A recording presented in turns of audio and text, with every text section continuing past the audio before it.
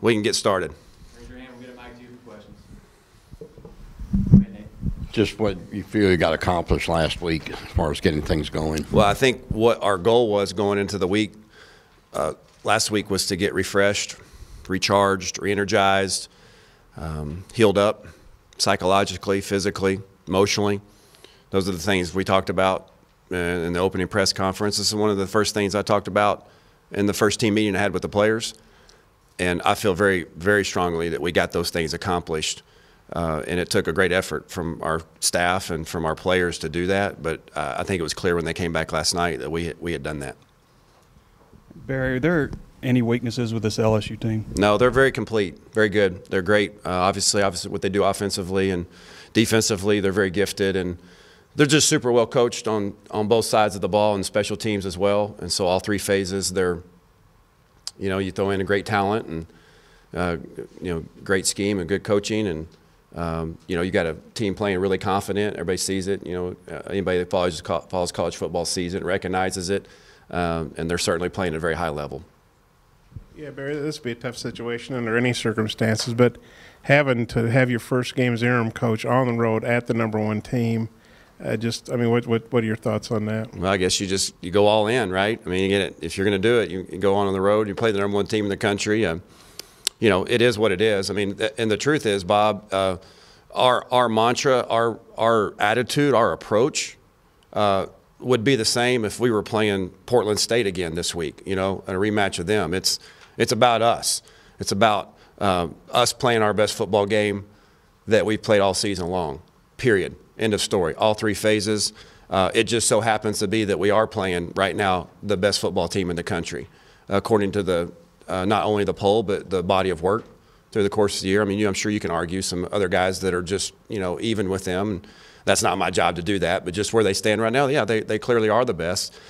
We are going to one of the best environments in all of college football at night, and we've got some guys that have visited that stadium before. And but the bottom line is it's about us. On Saturday night, did you watch the game, and are you one of those guys who take some notes and from the TV copy? How did you watch the game? Well, Tom, it's interesting because I did watch the game. I watched the whole thing. Don't watch many TV games. Usually, obviously, we don't have many opportunities to do that besides open dates. And usually when I am, I'm, chasing my kids around playing basketball or, hanging out with them. It worked out to where, I could turn that on and watch it. And I wasn't quite sure if I was supposed to be writing notes down or not, but I was writing down some mental notes. I wasn't writing anything down on paper, but I was certainly trying to.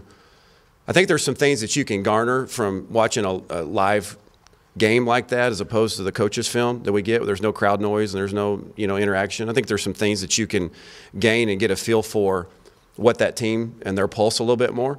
And obviously was very impressed when I watched them play. But yeah, I took the game in and took some notes and just took some things mentally and took some things to heart through that game. What do you think of Ole Miss with Plumlee especially? They got to the edges and they had a bunch of long runs in that game. They had a really good game plan. There's no doubt about that. And their players played really hard, and their quarterback brought a dynamic to them that was fantastic and competed hard. And obviously that was impressive to watch. But I think it was clear to see that LSU was in control of that game. From start to finish, even though there for a little while that Ole Miss surged a bit, but they were definitely in control of that football game. But hats off to Ole Miss because I thought they'd had a great plan and they played really hard.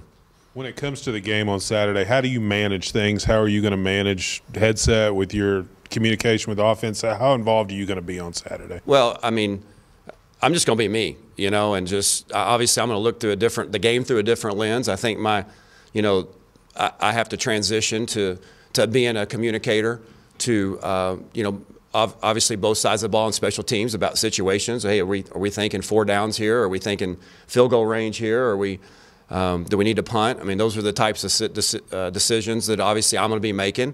Have not ever made those decisions before, but I'm just going to trust my gut, my instincts, and my years of being involved in this game, being around the game, and working for different head coaches, growing up in the household of a head coach. We talk about things like that at Thanksgiving growing up, Thanksgiving table, Christmas, football comes up, and we watch games and dissect them. I'm just going to draw on those experiences to trust my judgment and make those decisions, and obviously lean on Ron Cooper and Jeff Traylor too for some of that input. But I don't really know. I mean, if you ask me right now how that's going to go, I mean, I feel very strongly it's going to go well, but I just don't know what that looks like. I'm not practicing in a mirror. I'm just going to get those situations, let them arise, and go with my gut and make an instinct call, and let's go live with it. But you let the coordinators kind of do that. Oh, absolutely. Yeah, I didn't mean to be dodging the question there, but yeah, I mean, Joe and Chief have been, working relentlessly on the game plan. We've had a full 3 days head start, on LSU, which is critical and good, and it's what you should use the open date for, and I think we've done that. And so, that's not my job to right now at this point to get involved from a schematic standpoint. Obviously, in the offensive room, we always collaborate. We have since I've been here and working with these guys, and every offensive staff I've ever worked with. It's not a one-man show. We've had a good week of collaborating and talking through the things we're going to do and what we're going to look like this week, and coming together in a consensus on this game plan. And then I'm going to let Chief and Joe do what they do as the play callers. Coach, you have KJ Jefferson and John Stephen Jones listed either or at the quarterback position on the depth chart. What's it going to take for one of those guys to stand out this week to be the starter? Well, that's already done. That die is already cast, I think, the way we're heading. And so, again, we talked about this. At this point, do we think that holding our announcement of a starting quarterback is going to be a significant advantage for our opponent? No, it's not. But at this point, we would be foolish, in my opinion, to declare that, to just clarify it for them so they can know exactly who they're preparing for and what they're preparing for. And so that's really the decision that I made, is just at this point, I just didn't see any justification for us to go ahead and declare that, but we know the direction we're going. And we're giving other guys the opportunity to compete because, it's a quirky game, and, it's football. And so you got to have a guy ready, and we got guys ready, but we know the direction we're heading with that. I'm not sure what the line might have moved to this morning, but yesterday the line came out at like 47 points, 46 and a half, something like that. What's your take on that? Oh, I don't, nor do anybody around the building. I'm sure maybe our players have heard about that, but I don't put any stock into that, and I don't mean that to undermine what they've set it at. I'm just saying that as a football coach, if you let outside noise and situations like that affect the way you plan and prepare and practice, and let that you think about that, then you're in the wrong business. It just is. It is what it is. And again, our focus is to play our best football game that we played all year long, in all three phases together, and to block out the outside noise. Our mindset is this here. When you're an underdog, which obviously we are. And I've heard this a lot already through being out in public the last few days, and just you don't have much to lose, and I stand against that, and I don't believe that. I believe, and our philosophy is we got a lot to gain. Okay, we have a lot to gain as a football team this week, as far as just reestablishing our identity, of who we are and how we play. A connotation of you don't have much to lose. Yeah, I guess it's true in the word sense, but to me, as a football coach or as a competitor, that conveys the idea that, we can just have some fun and go down and just give it a whirl and just see what happens. Oh, we didn't have much to lose to begin with, You're not as invested in the approach to the game, in my opinion, when you go with that attitude. But if you flip that and you go with the approach and the attitude that, man, we've got a lot to gain, and that's just not me saying that and trying to mind jam our guys or mind trick our guys. It's the truth. We've got a lot to gain. We got 2 football games left, and we have a whole lot to gain. And if you approach it does that not even sound different when you say it that way? Right? I got you believing that, right, Bob? It's true. If you have more to gain, if you have something to gain, man, all of a sudden, is your preparation and your investment of the week and your approach to that game, is it different? You dang right it is. And so that's the challenge to our football team and our organization, is we do have a lot to gain. And so that's the approach that we're taking. Barry, Ed Orgeron might be the second chance champ of all time with what he's doing right now. You might have been in middle school or upper grade school when he was here with the strength staff. Have you crossed paths with him? What's your knowledge of Ed and all that? Obviously, I've just watched him from afar. I did get a chance to interact with him. He probably wouldn't remember that. Brett had him come in a few years ago and I don't remember the exact timeline, but I know he was on campus for a few days, and in the midst of maybe his transition, is obviously before he was at LSU, so I don't remember the exact timing.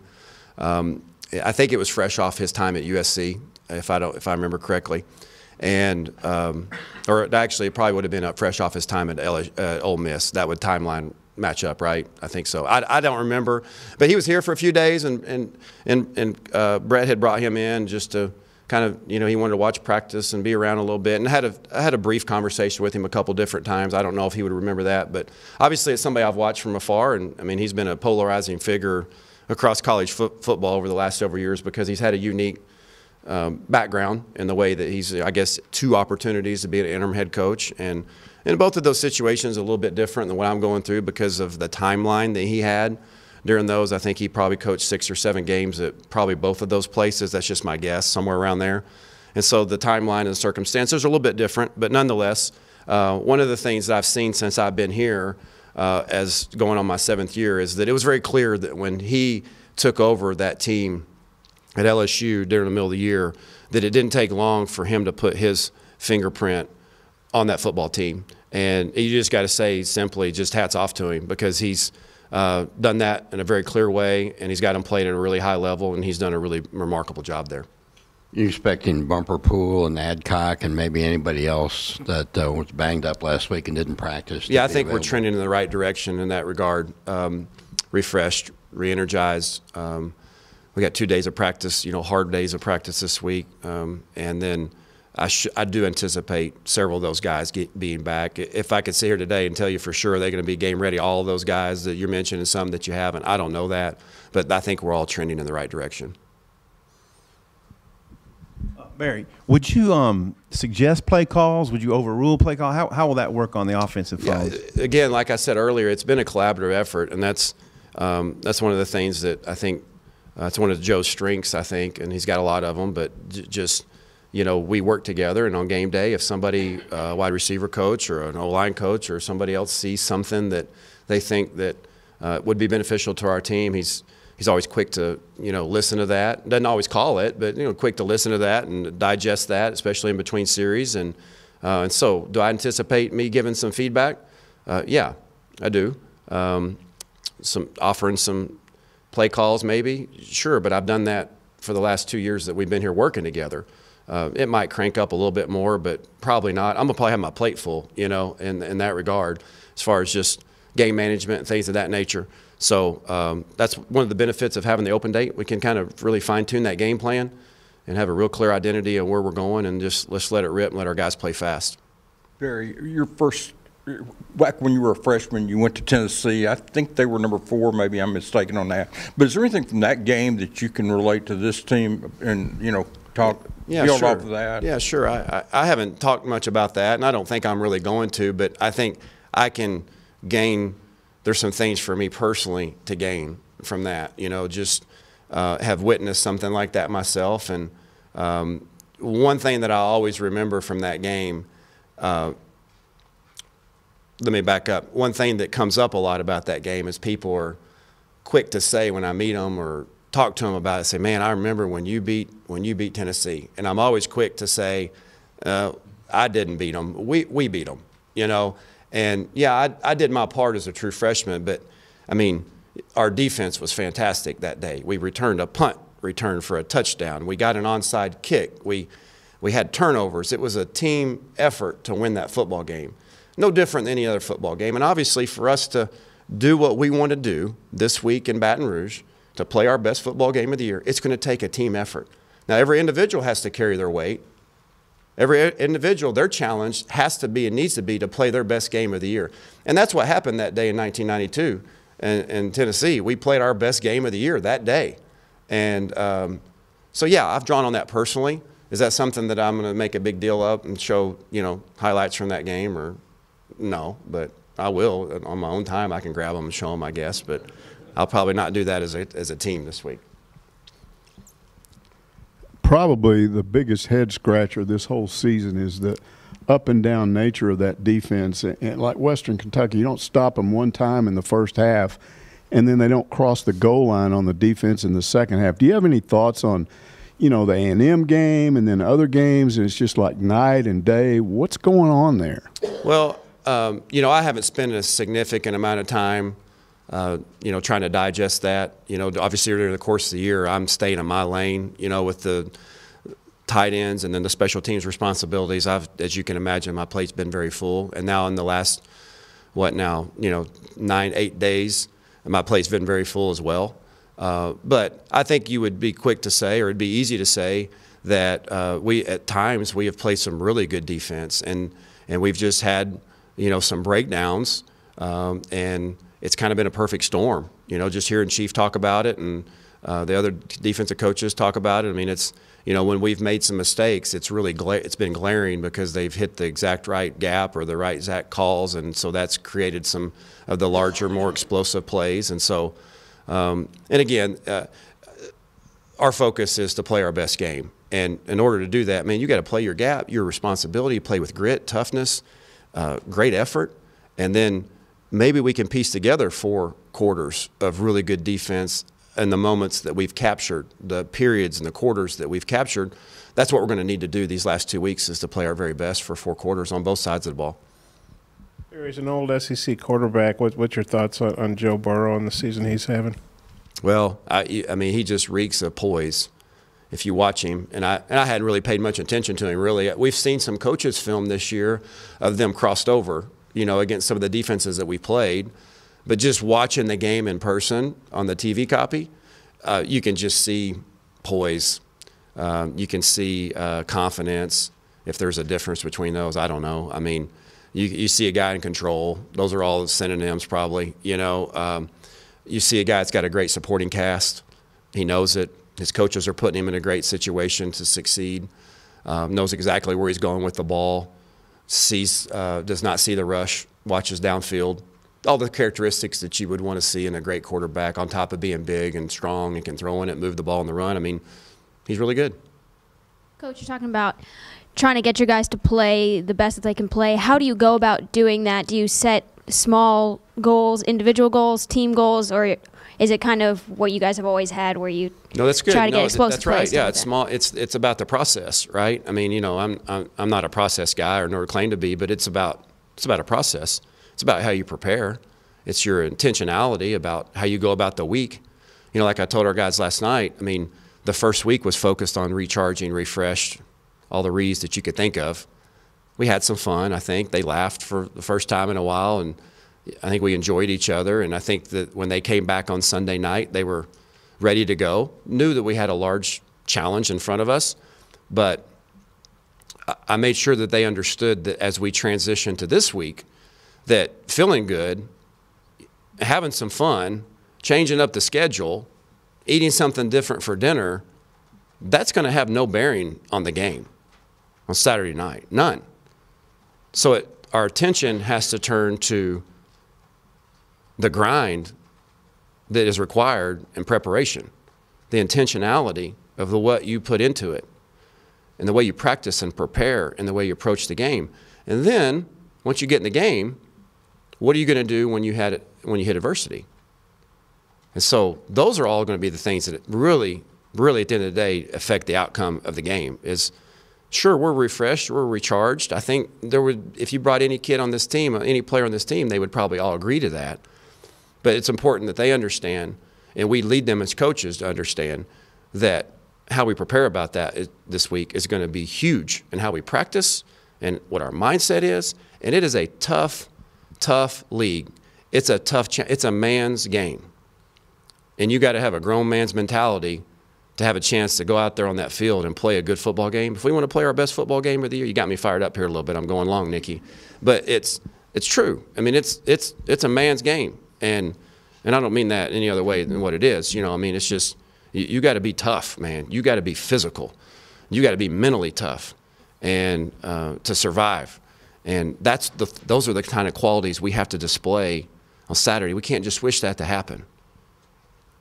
Barry, you joked about this a little on Monday, but you did try Reed Bauer at punter. What led to that, and what did you see from the two guys? Well, Sam has really had a good fall for us, a good season, I think. And just the other day, he was just a little off.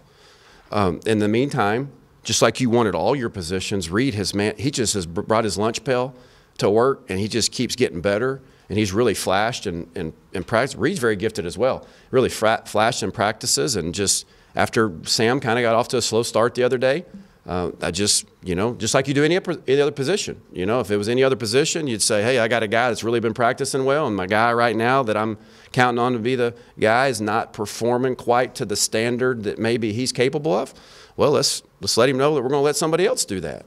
And so that's the only where that came from. I'm confident in both of them, and Sam's really done a nice job for us, and I'm confident he'll bounce back, but we're going to continue to compete there. A quick word on Connor. If he continues what he's doing, he'll be the all-time field goal percentage leader. What do you thought of his season and just his career? Yeah, just steady Eddie.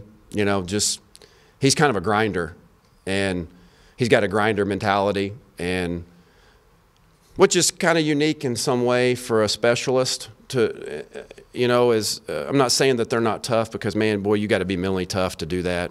I still don't know how to get the ball off the ground. I mean, unless you give me a square toe, a spot bill square toe, I can't get the ball off the ground. I wouldn't even know where to kick the thing, to get it up. But it's amazing to me when they do, and they do it over and over again. It really still amazes me. But he's really just been steady Eddie. He's been Mr. Consistent. He hasn't been perfect, but name me one that has been. But he's been very reliable, keeps a low profile. He's done his job. Need more guys like him.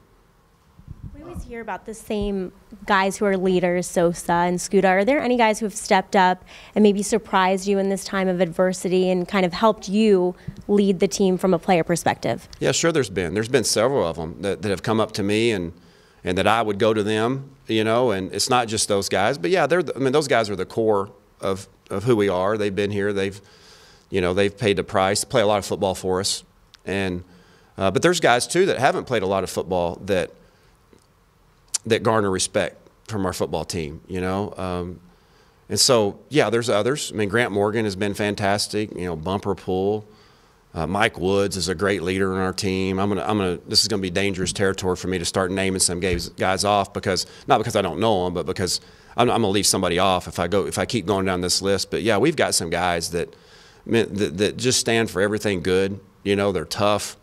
They're team guys. Arkansas means a lot to them.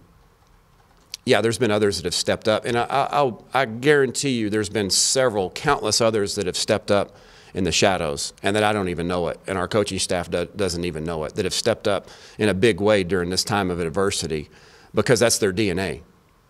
They say, I believe this, this is very coaching cliches, but one of the things I love about football is that they say it doesn't necessarily build character, it reveals it. We've all heard that before, and there's a lot of truth to that. When you go through tough times like this, I mean, it really reveals kind of who you are, and I've been really pleased and quite frankly impressed with our team during this time, these last 8 days, of just how they've carried themselves. Barry, we've talked to players on Tuesday. Have you guys made the decision players are talking with us tomorrow? No, I'm not. I'm not going to let them talk to you for the next couple of days. I'm going to let them concentrate and focus at the task at hand, and then make them available to you after the game this week. It's been a lot for them to handle and digest.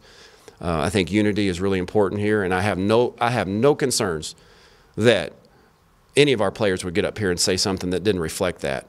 But just for the time and situation that we're in, I made a decision that I'm going to be the voice right now, and that's just what we're going to do. I know you guys won't agree with that, but that's what we're going to do, and I hope you guys can respect that. As far as everyone talks about Burrow, but the running game that they have, especially got a 5'8" back, it's hard to find. Just what problems is hilarious? Yeah, a lot of problems. I mean, he's low, and he's got great pad level, and he's strong as an ox, and when you usually run the ball, the box is kind of a little bit thinner. There's not many guys in there because they've got you spread out, and very dangerous part of their offense. I don't think he's overlooked, because I think he's really starting to gain some more traction just nationally of people recognizing the talent that he is. And so that creates a great challenge as well when they spread you out and throw the ball around, and then all of a sudden they hand it to somebody with his talent behind a line that's got that talent and size and stature. Creates challenges. That's what makes a great offense. They're balanced. They can do both. And they kind of make you pick your poison a little bit in that regard. We just got to do a great job of tackling. I know LSU has a lot of good athletes on defense, obviously, but they don't seem quite as dominating. I know Ed wasn't happy with all the yards they gave up to Ole Miss. Well, what's your take on their defense? I think their defense is very good. I think they're extremely well coached. This is my 4th year, I guess, now to go against Coach Aranda as far as being here. I believe that's right. I think that's right. I think this is his 4th season. It's either 3rd or 4th, but obviously somebody's got a great reputation nationally, and you can see why. Puts his players in a great position to succeed. And they got great talent, and they play hard. I think part of what you see a little bit is sometimes they score so fast on offense that their defense is probably playing a few more plays than they've typically played because of how dynamic they are on offense. But this is a complete team. This is a complete team on offense and defense and special teams. There is no doubt about that. They play complementary football. They got a really good defense, and our side of the ball, we got is just as equal as a challenge as our defense does. Thanks, Barry. Appreciate everybody.